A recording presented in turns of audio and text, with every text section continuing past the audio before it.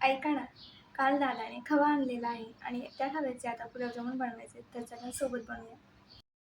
इथे मी 2 वाट्या खवा घेतलेला आहे आणि ज्या वाटीने खवा घेतला त्याच वाटीने अर्धी वाटी मैदा घेणार आहे. खव्यामध्ये मैदा व्यवस्थित घालून घ्यायचा आणि त्याचा मऊसूत गोळा तयार करायचा. इथे मी गोळा थोडा वेळ मुरवायला ठेवणार आहे, त्याने गुलाबजामुनला चिरा जात नाही. आता पाक बनवण्यासाठी मी 2 वाट्या साखर आणि 2 वाट्या पाणी, म्हणजे जितकी साखर घेतली तितकंच पाणी घेतलं आहे. हे प्रमाण अगदी अचूक आहे.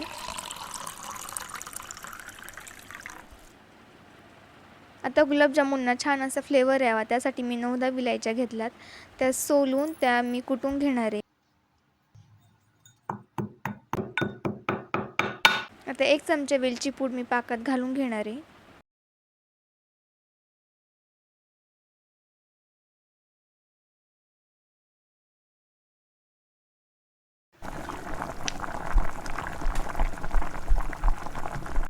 गुलाबजामुनला आकार देऊन घेऊया.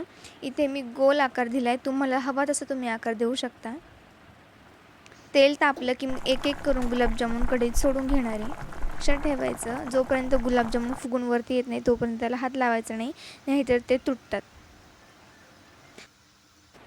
गुलाबजामुन तळून झाले की गरम गरम पाकामध्ये ते टाकायचे आणि थोडा वेळ मुरवायला ठेवायचे. आत्ता 1-2 तास झालेले आणि गुलाबजामुन छान मुरून खायला तयार आहेत. कसं झालंय? भाजी